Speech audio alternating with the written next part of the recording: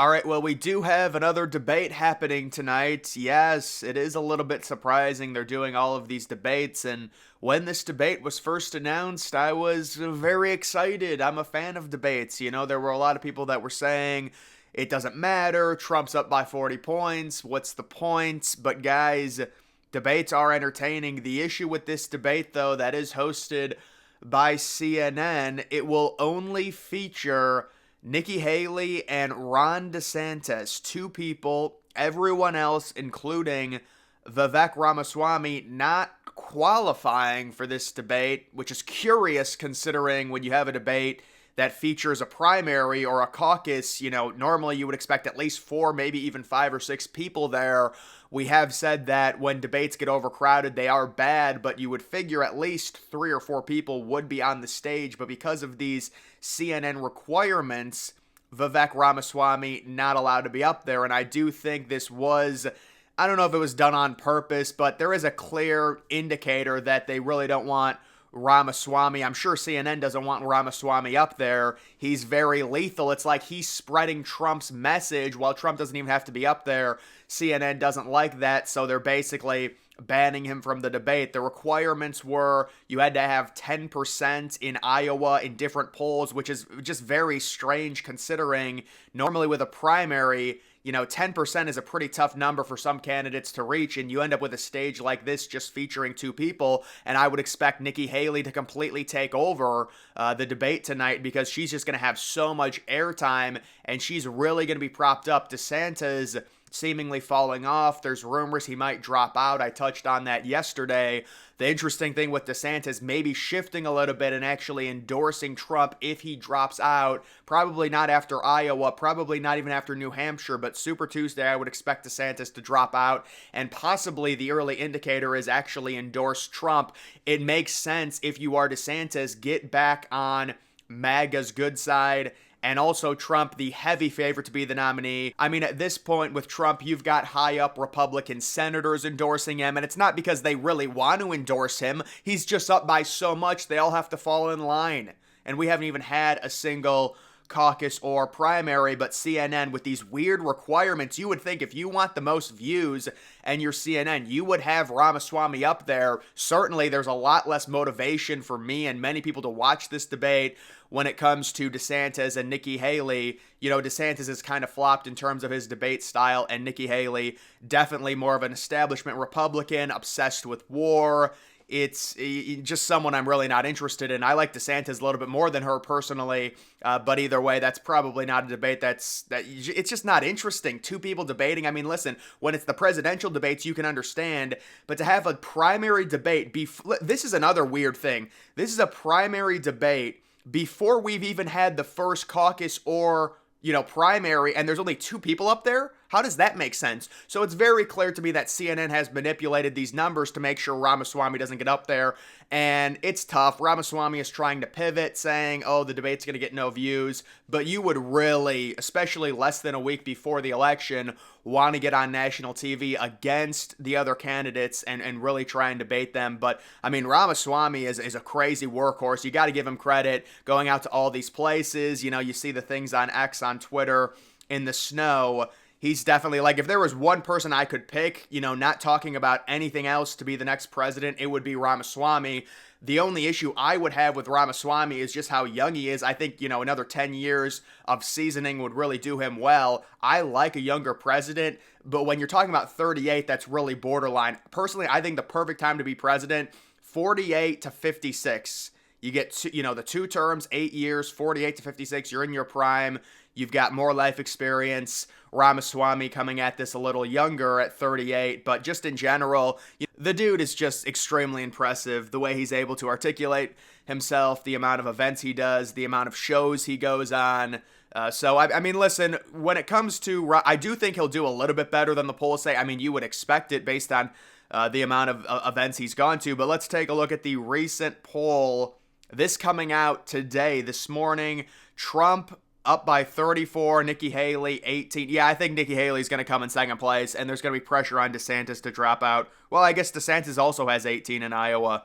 That'll be interesting to see who finishes second. Vivek at 5, Chris Christie at 3, Asa Hutchinson at 1. He's got to drop out after Iowa, you would expect. How about that Michigan poll, Biden-Trump? Not that it really matters, but that's pretty crazy. I consider Michigan the most liberal Rust Belt state. Trump up 8. That's not good news for Biden. Not that it matters much, but still, 8 points is that's no joke. That was a Detroit News poll. I'm not sure how accurate they are. Normally, polls tend to lean to the left slightly. Michigan, another Michigan poll, that includes all of them, and that's got Trump up even more. Joe Manchin is included in that. He's probably going to take a liberal vote. Is he even running? He actually might be running, yeah. And then you can see Biden versus Nikki Haley in Michigan, and even Nikki Haley up by more than Trump. That doesn't surprise me considering her approval rating right now is better than Trump's. Not that that really matters. Would she have a better chance of winning against Biden than Trump? I think it's impossible to say. Trump motivates people to vote. I don't know if she will, but she'll also probably win more independent voters than Trump would. But either way, I don't think she's going to be the nominee. It's going to be Trump outside of something crazy happening to him.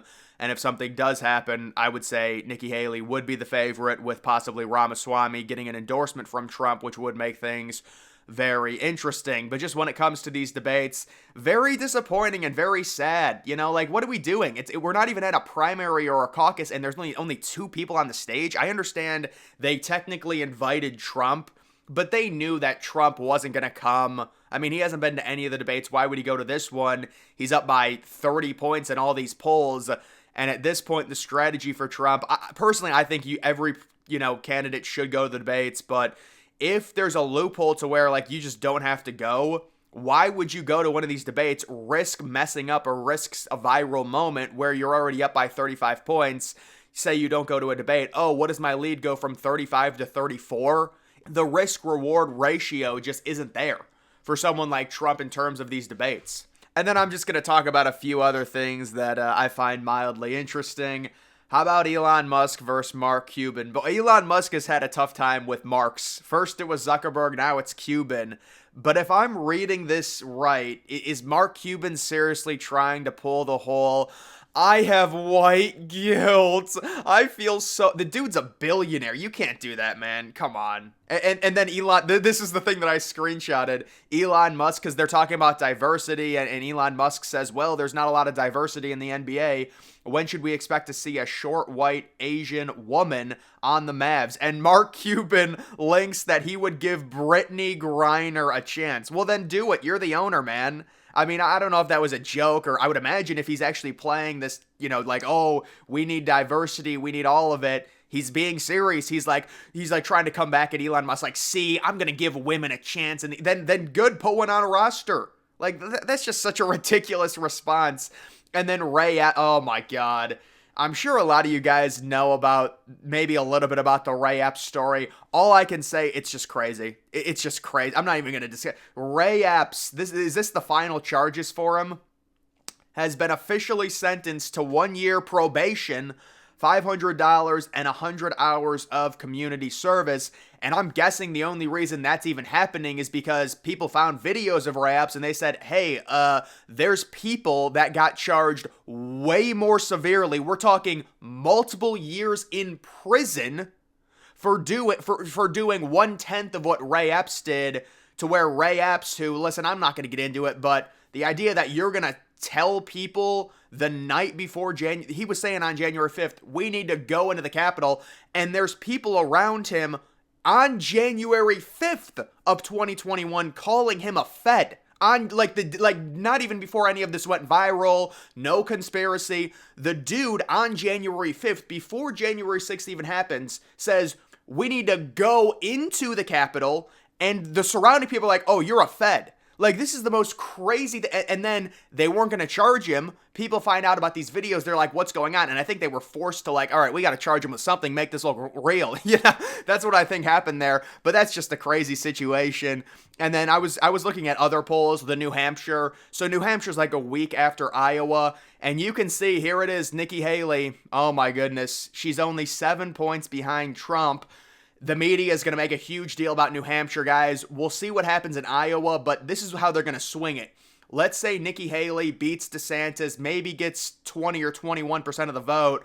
Trump wins by 30, but they're going to say, oh, Nikki Haley is the clear challenger going into New Hampshire, and then New Hampshire is going to be really close, and then they're really going to, be like, oh, Nikki Haley might actually beat Trump because they need something to talk about, when in reality, New Hampshire is one of Trump's worst performing states based on primary polling. It's just kind of a coincidence that it happened so early in the primary season to where there's going to be a narrative that Nikki Haley can actually beat Trump, when in reality, according to polls, in most of the states, it's not even close. So that's going to be the narrative, I'm guessing, because Fox News, CNN, they need to talk about something. They want the primaries to be close so they can get better ratings, and I'm guessing she will perform relatively well in New Hampshire. New Hampshire Democratic primary, I'm not even sure if they're holding one. I mean, how is Biden even a write-in? Yeah, I don't even think they're having a primary, New Hampshire is, but you can see there's another one with Trump up 20.